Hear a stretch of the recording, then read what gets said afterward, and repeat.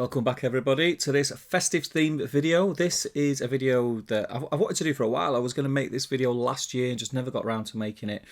And we are going to be making a festive bake, which is basically a festive Christmassy themed pasty.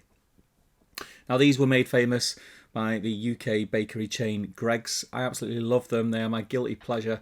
The ones you buy from Greggs are probably terrible and full of additives, but they taste amazing. I just can't get enough of them. So I decided I'm going to make my own so I know what's in it and just see if I could recreate that flavour. So I scoured the internet looking for the ingredients for these, and they're quite difficult to come by, and I think the closest thing or the easiest thing to go off is to go to the Iceland website, which is a supermarket chain, again here in the UK, that actually sell the Greggs branded festive bakes. And if you look at them, the ingredients are fairly basic, and they use chicken instead of turkey. I'm going to be using turkey in mine just to, you know, keep it as Christmassy as possible. Why would you not use turkey if you're making a festive bake? I don't know. So the first thing that I'm going to do is I'm going to dice up an onion. Now it does say onion in there, it doesn't say particularly red onion, but I just feel that I'll start off with caramelising a red onion. So I'm going to slice it up nice and fine, get it caramelised in the pan, and that's just going to create a really nice base flavour for us to build on. So we're going to start dicing this up, getting it in a pan, softening it down. It's going to take a good 20 minutes to get this to be nice and caramelised. And then towards the end, we're going to add a little bit of balsamic, again, just for that little bit of acidity, because everything, this recipe has everything in it. So you've got salty, you've got sweet, you've got that umami, but there isn't really anything that's got that acid taste. So we're going to add a little bit of balsamic, and that's going to bring that to the party. From there, I'm going to go in with some nice, sort of nicely cut, not too thin, not too thick, a streaky bacon. Get some good quality bacon here because you want this flavour to really shine through. And we're just going to cook this in the pan that we've just took the onions out of.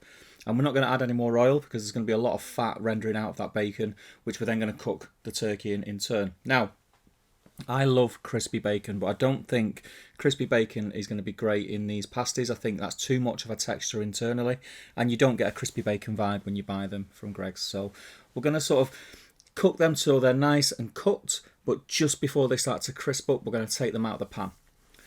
Leave all that fat in there, and then we're going to go straight in with our turkey. Now with the turkey, you've got to bear in mind, turkey does have a tendency to be a little bit more dry. Turkey breast is a lot drier than chicken breast. It's a lot easier just to get wrong. So we're just going to get a really quick little bit of colour on this turkey. Remember, these are going to be going in the oven for probably about 25 minutes to 30 minutes. So they will cook in the oven. We just want a little bit of colour because, as we know, colour equals flavour.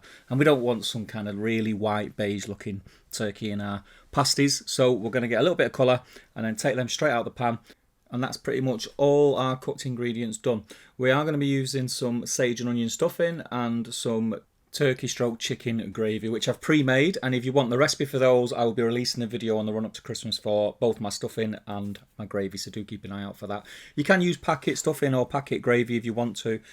Remember, this is only going to be a pasty. It's not a gourmet dish. You do you. If you don't want to go to the effort of making the stuffing or the gravy, then don't. Just use the packet stuff. I had some lying around, left over in the fridge, so I thought I may as well use it.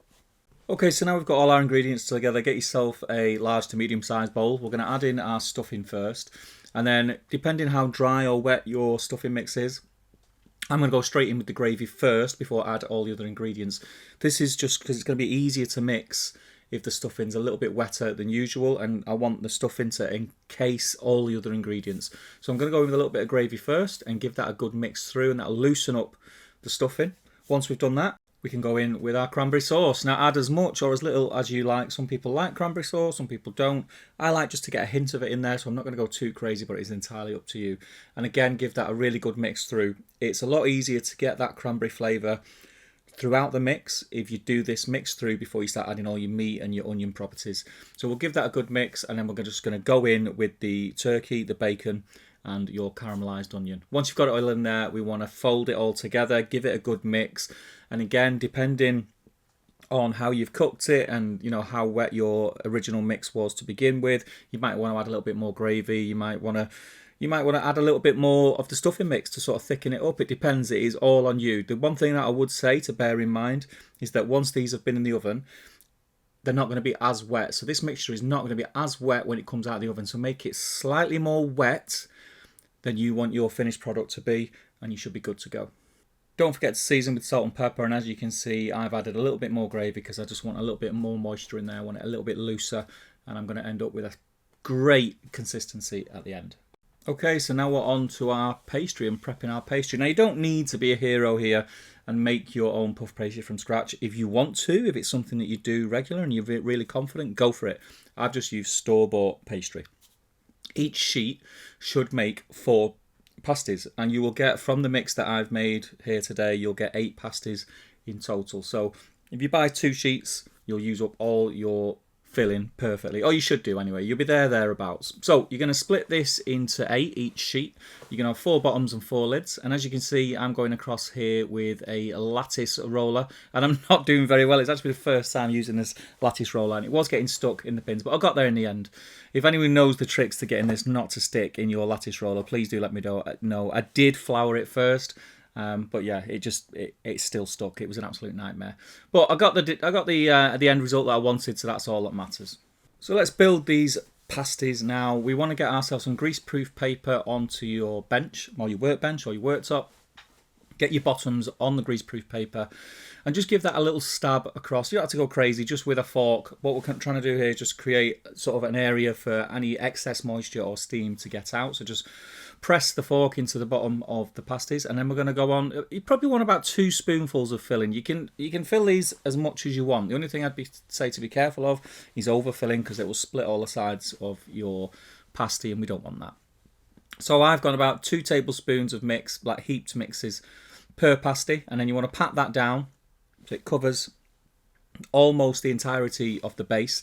Leave yourself about 1/4 of an inch all the way around that has no filling, because that's where we're going to be putting our egg wash, and we want our lids to stick to there. So once you've done that, get your egg wash, and you want to go around the entirety again, all the outsides of each pasty on the bottom.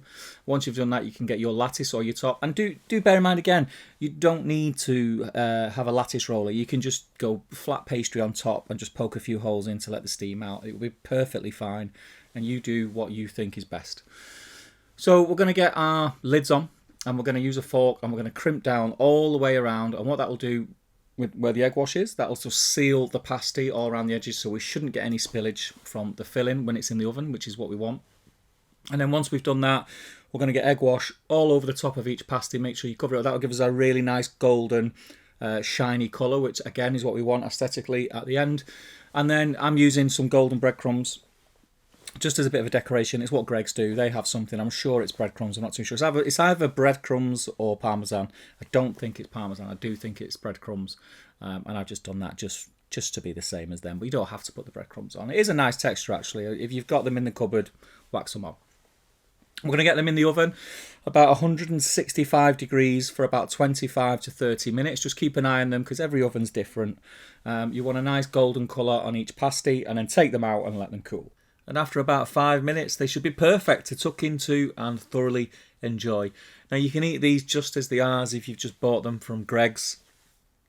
I like to add a little bit more gravy, some more cranberry sauce on top. Whatever you want, really. You could add anything to them. A little bit of stuffing on the side, just if you wanted that little bit extra zing. But these are absolutely delicious. Please do try out the recipe and let me know what you think. Do you know of another recipe that makes them taste even more like the Greggs Festive Bakes? I think I've got very, very close to the originals here, and I was really happy with them. The family had them for dinner and all said the same thing, and they went down an absolute treat. So guys, keep your eyes out for more festive themed videos coming very, very soon on the run up to Christmas, and I'll see you in the next video. Take care.